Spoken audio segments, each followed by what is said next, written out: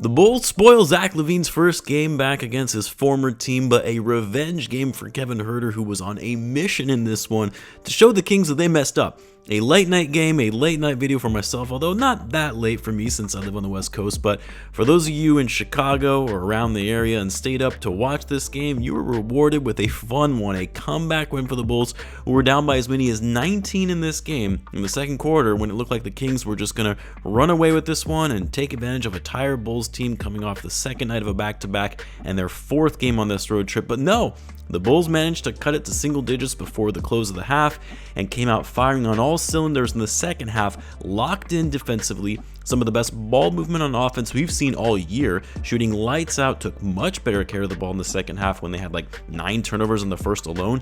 They were sharing the ball, getting everyone involved, hustling on every play, never quitting, and by the end of it, the Kings just had no answers for the Bulls. Like, even when the Kings offense was solid and they were getting downhill in transition and the Bulls were missing defensive assignments, it didn't really matter because the Bulls offense was just as good, better really, and the Kings could not get any stops down the stretch to try and eke out a win.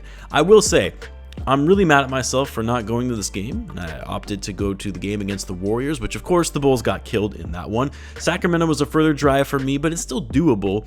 And now after watching this back and forth game, seeing how competitive it was, I really wished I would have gone because this was a fun game. Look, shout out to this Bulls team, man, because after the Bulls traded away Zach LaVine and they started going on that losing streak, they had those really bad blowout losses to the Pistons heading into the All-Star break.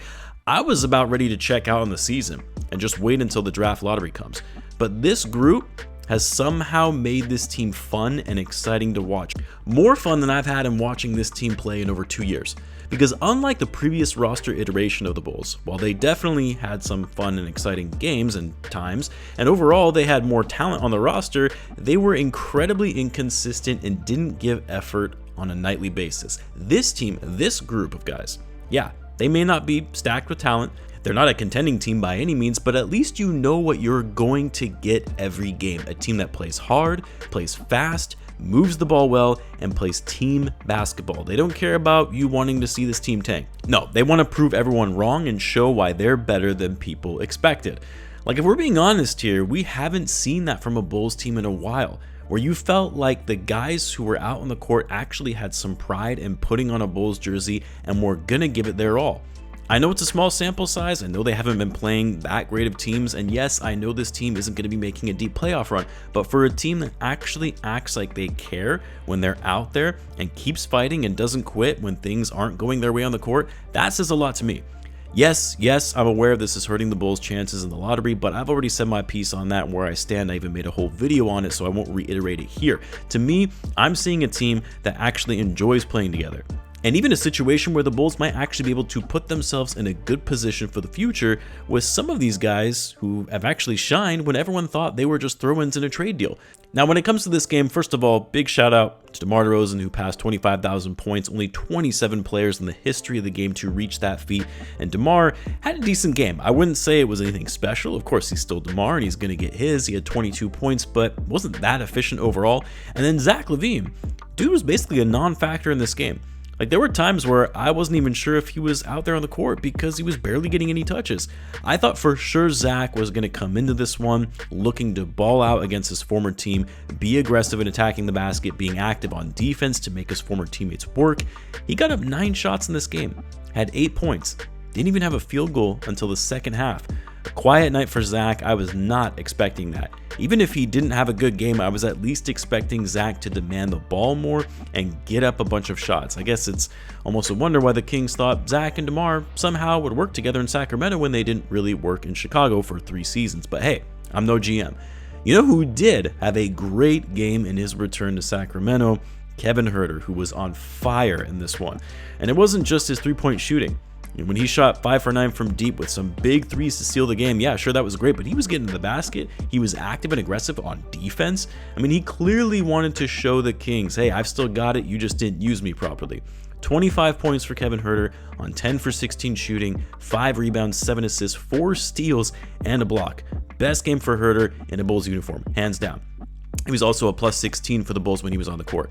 Vucevic has seemingly figured out how to shoot the three ball again, as we've seen him do the last couple of games. Vuce had a monster game.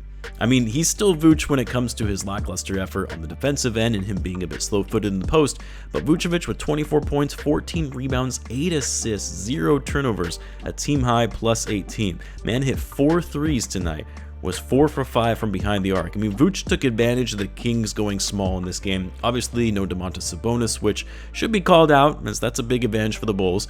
But then Valanciunas didn't really play much, only 15 minutes. So Vuce had his way with guys in the paint, better able to crash the boards because of how small they were playing. He had 16 offensive rebounds in this game, which the Bulls were much better on the offensive glass in general to get second chance points, something that killed the Kings. Trey Jones was also great in this game, once again getting the start with no Lonzo, and of course the Bulls resting Josh Giddey on the second night of a back-to-back. Jones, 15 points, shot 60%, 4 rebounds, 7 assists. He did come off at the end of the game after his hurt leg, which hopefully he's okay because he's been playing so well for this team that has been shorthanded. But another great game for Trey, and then of course Coby White, who just absolutely has been on one in the month of March, was recently the Eastern Conference Player of the Week. He's been top 10 in scoring in the league this month, and what's been crazy about Coby in his game is that because he's had to evolve the way he plays with defenses more focused on him now that Zach LaVine is no longer here, is he's now driving inside, using his strength to muscle in and finish with contact and getting to the foul line. Coby went to the line 14 times tonight. Coby's now seeing the value of what guys like Shai Gilgeous-Alexander and Luke could do when it comes to getting to the free throw line to get easy points. I mean, he's a 90% free throw shooter. If he gets to the line, he's going to score. And so you're not seeing Coby just throw up a bunch of threes. He only took 5 tonight. He got inside, punished the Kings that way. 35 points on 18 shots. Hell of a game for Coby White. Some other callouts, and maybe it's more stuff that I'm confused by. Patrick Williams got more playing time than Modest Buzelis. Pat played 29 minutes while Modest played 15. Modest barely played in the second half. I'm not saying that Modest played well in this game, but it's almost like we're back to what we saw at the beginning of the season, where Modest is being put in the doghouse for his rookie mistakes, while other guys like Pat, who I wouldn't consider to be playing better by any means, are getting a pass. Both Pat and Modest were okay in this game, but somehow Pat was afforded more playing time, a lot more playing time.